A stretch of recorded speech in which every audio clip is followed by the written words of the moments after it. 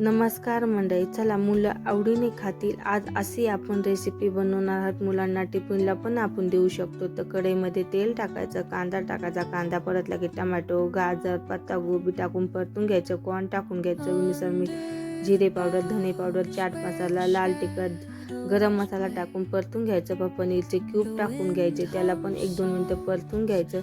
परतलं की त्याच्यामध्ये 2 चमचे टमॅटो सॉस टाकून घ्यायचा, त्याला 2-3 मिनटं परतून घ्यायचं. झाला आपला रॅपसाठी मसाला तयार.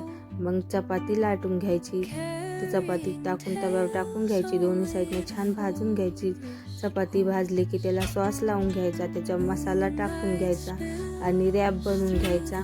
रॅप बनला की तवा गरम झाला की तव्यावर रॅप ठेवून द्यायचा आणि छान तेल टाकून भाजून घ्या. तेल किंवा बटर टाकून तुम्ही भाजून घेऊ शकता, दोन्ही साईडनं भाजून घ्यायचा.